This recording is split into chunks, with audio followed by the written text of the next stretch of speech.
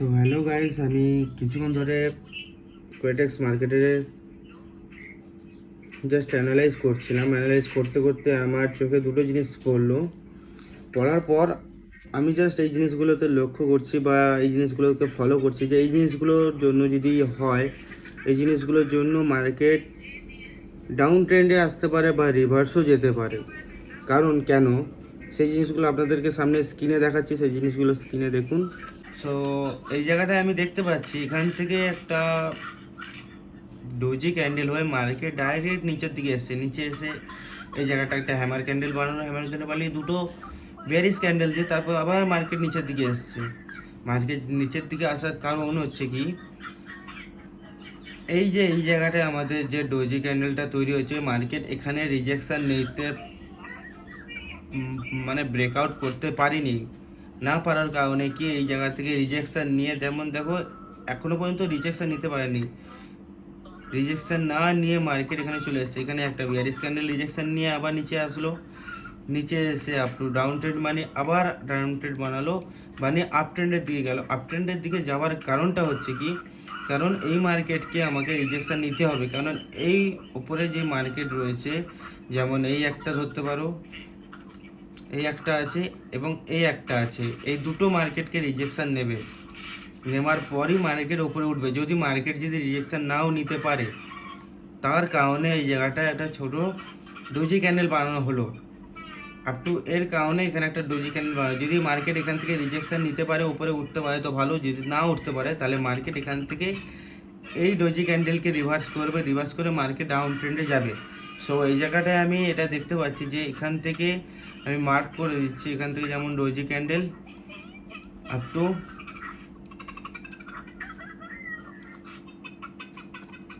এখান থেকে রিজেকশন যদি নিতে পারে, অলরেডি এখানে গ্যাপ আপ করেছে। গ্যাপ আপ করার কারণে এখনও জাস্ট 57 মিনিট বাকি, একটা বিয়ারিশ ক্যান্ডেল হচ্ছে। বাট এই ক্যান্ডেলটা আমার যত সম্ভব রিজেকশন নেবে। যদি রিজেকশন নেয়ও ভালো, যদি না নেয় এটা একটা ছোট্ট ডোজি ক্যান্ডেল হয়ে যাবে। যদি ডোজি ক্যান্ডেল হয়েও যদি যায়, বাট ডোজি ক্যান্ডেল হবার মতন কোনো চান্স হচ্ছে না আপাতত। এই জায়গাটা রিজেকশন নিতে পারে। দেখা যাক মার্কেট কি করে। যদি এই জয়েন্টিং লাইনের ওপরে যদি ব্রেকআউট করে, তাহলে আমি কন্টিনিউ মার্কেট আপ ট্রেন্ডের দিকে করব। যদি মার্কেট রিজেকশন নিয়ে যদি নিচের দিকে আসে, তাহলে আমি মার্কেটকে অ্যানালাইজ করে ডাউন ট্রেন্ডের দিকে ট্রেড নেব। এবার দেখা যাক।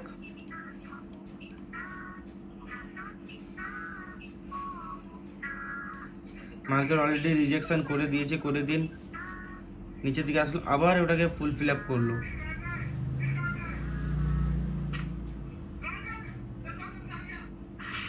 আমার ট্রেড হচ্ছে উপরে আপ ট্রেন্ড। আমি ট্রেড নিয়ে নিলাম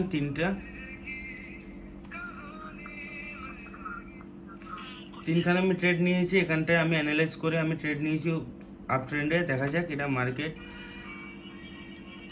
ডাউন ট্রেন্ডে যেন না আসে। কারণ আমার অ্যানালাইজ করে, আমার যতটা অ্যানালাইজ করলাম, মার্কেট ডোজি ক্যান্ডেলের উপরে মার্কেট রিজেকশন দিয়েছে।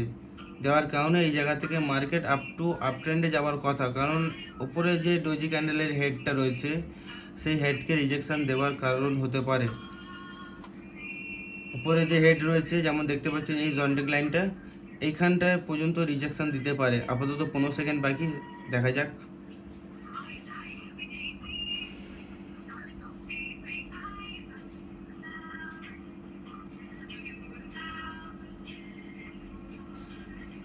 সরি গাইস, এটা হলো না, আমার এটা লস হয়ে গেল।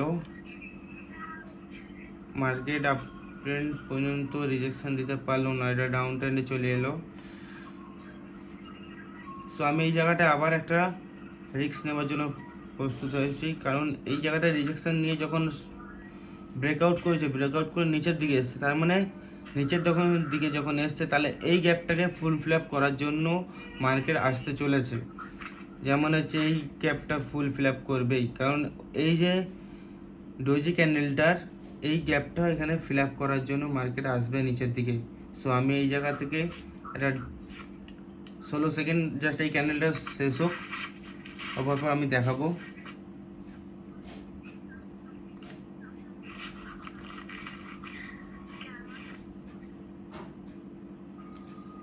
3 সেকেন্ড 2 সেকেন্ড মার্কেট রিজেকশন দিয়েছে, দেওয়ার পর আমি ডাউন ট্রেনে ট্রেড নিলাম।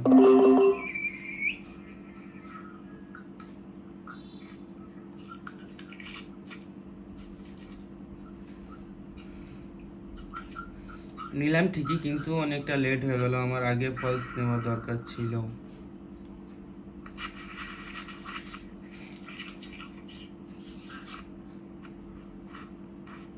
মার্কেট এখান থেকে ডাউন ট্রেন্ড আসবেই, কারণ নিচের ডোজি ক্যান্ডেলকে রিজেকশন দেওয়ার জন্য মার্কেট নিচে আসবেই।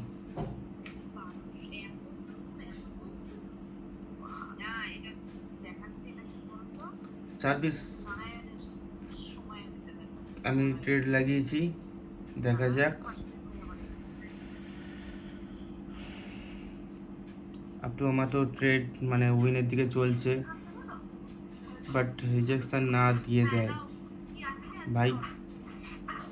3 2 1 বুম। দেখুন ভাই, এই জায়গায় 4টে আমি যে লাগিয়েছিলাম, 4খানা আমার শিওর শট উইন।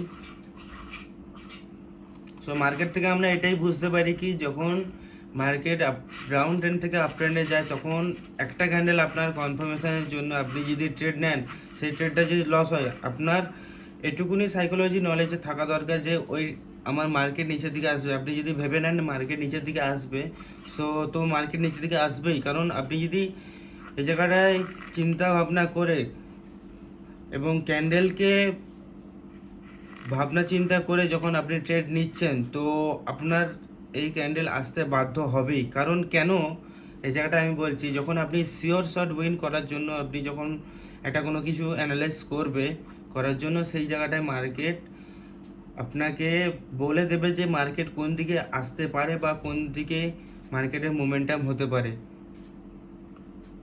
সো আপনি এটুকু ফলো করবেন যে পার ক্যান্ডেলগুলোকে চেনার মতন, পার ক্যান্ডেল কীরকম কাজ করছে, কিভাবে কাজ করছে না, সেই ক্যান্ডেলগুলোর ভিত্তিতে আপনি ট্রেড নিতে পারেন। আপনার ফার্স্ট ক্যান্ডেল যদি লস হয়, আপনি ট্রেড নেবেন সেকেন্ড ক্যান্ডেলের জন্য। আপনার ফার্স্ট ক্যান্ডেল লস হলো, হয়তো আপনি $1 লস করলেন, সেই জায়গাটায় আপনি $2 ইউজ করলেন, কারণ আপনি একটা লস করার পর আপনাকে ডবল ট্রেড নিতে হবে, কারণ ডবল ট্রেড নেওয়ার কারণে আপনি সেই আপনার পিছনের ব্যাক লসটা রিকভার করতে পারবেন। খাবার গরম হয়ে গেছে। সো ভাই, আমাদের আজকে এইটুকুই, দেখা হবে আবার কাল। টাটা।